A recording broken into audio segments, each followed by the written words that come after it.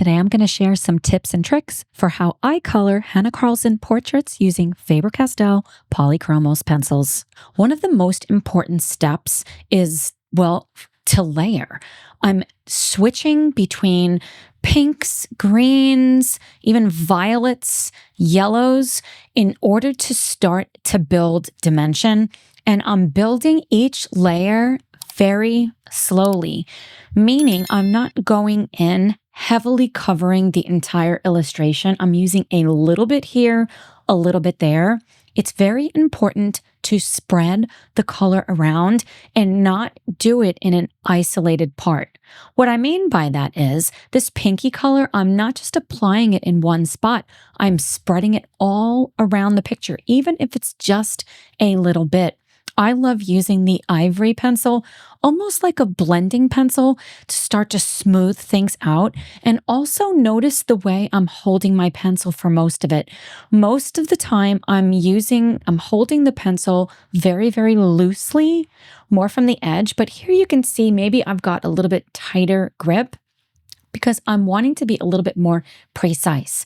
And when I'm doing green eyes, I'm not just going in with green. Do you notice all the different colors I'm using, different shades of green, yellow, browns, blues, in order to have it look more realistic? I love using this kind of salmon-y, almost like a orange terracotta color for shadows as one of the layers. And a lot of times, people have said that it can be hard to color a portrait if you don't know where to put the shadows.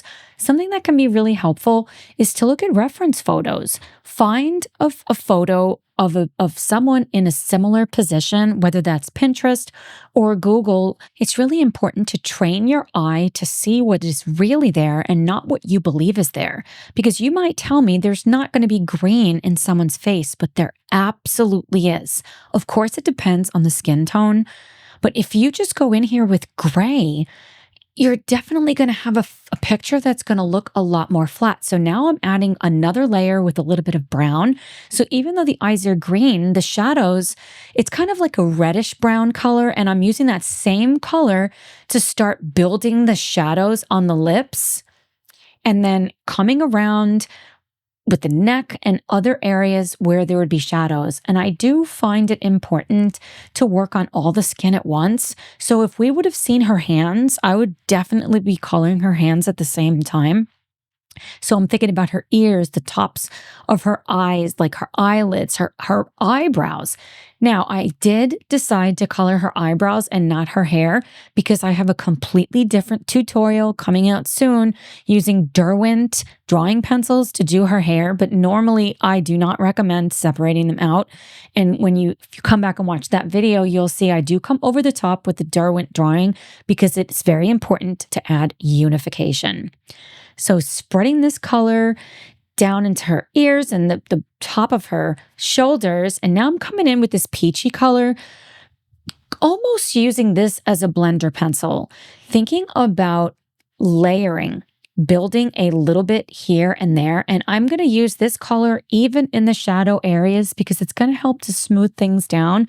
And now I'm going in with this like yellowy color, which might seem a little scary. Like, wait a minute, I don't know. Should I really add the yellow? Yes, I do find it very helpful because it's going to help to create almost a glow. And you can see I'm putting it mostly where the shadows are. And do you see how the contour is starting to develop? And I'm kind of going around the part on her cheeks and on her bridge of her nose that are going to be the lightest, almost leaving the negative space, meaning leaving it a little bit more bare where it's going to be brighter. That can be a really great strategy. And I definitely wanted to add some of this color to her eyebrows and into her ears, into those parts of the ear where you know it's going to be a little darker. And maybe you might want to grab a dark brown, but I love using a lighter color first.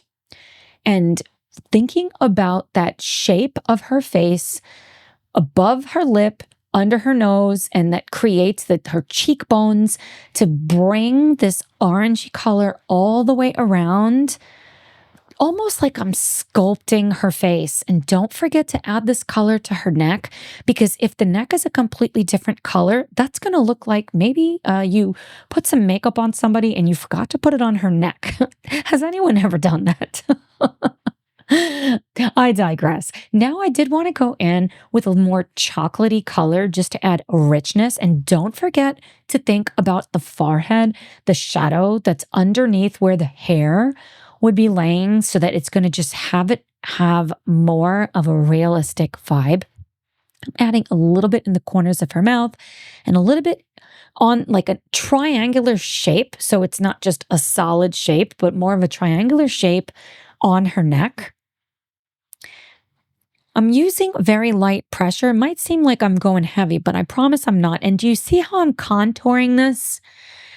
Angling it to give dimension. That right there is making it look recessed and really making her eyes look three-dimensional very easily. Now I want to use this white pencil, kind of like, I'm not burnishing, but more as a blending.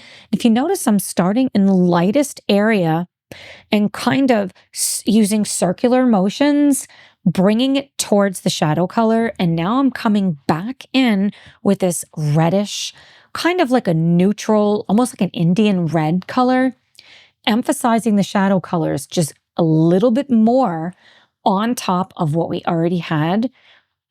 But remembering that we're going to bring this all the way around, like that indent right on the bottom of her lip is a really great spot to make it really pop. And coming back over the top with a little bit more of a brownie color. And then bringing this ivory color back on to smooth things out, because I'm not looking to get this done super quickly. Not that I'm looking to drag it out, but if I was going to make this be just 3 layers, I'm just not going to get the same degree of depth. And now I love coming in with that gray color in certain spots. Look at that dimension with her eye. And we can pull the whites out again with a kneaded eraser. That's a really great hack. Bringing in this reddish color again, not just on her lips, but see how adding it underneath really is going to make her mouth seem super dimensional. I love using a violet color for this more like magenta-y color. Not everywhere. This is a little bit more targeted, but I loved the effect of adding this to get that depth around her eyes. So think of all of the colors that we've applied here, especially like this area here for the eyelids and right underneath her chin, just to get her chin to pull forward even more.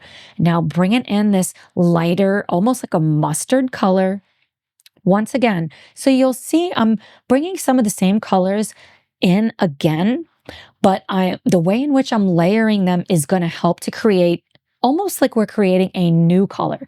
Because when you lay a color on top of another color, it's going to change the color that you see. So adding that pink really helped to like rosy up her cheeks a little bit. And you can really see how her one on the right, it's the one on our left, really has such depth. Bringing a little bit more of this darker color in certain areas, like the top of her forehead and also the underneath where her hair is, because that's going to just help the rest of her face that's lighter to really pop out. I love adding more and more shades of color, alternating between the orangey shades, the pinky, more Indian red shades, and a little bit here, a little bit there. I did want to add a little bit more of this like pop of brightness. So using that mustard color and this little peachy color can really help to add unification to the picture. I'm loving the vibe of how this is coming out. If you love more real-time coloring without it being sped up and not missing any steps, I do have this available as a full tutorial for my Studio Master members, where I share the colors on the screen so you know exactly what I'm doing so that you can achieve the most optimal results possible. The link is in the description box. If you made it to this point in the video, will you put a person emoji so I know you are still here? I love you, my friend, and I'll see you in the next one. Bye, friends.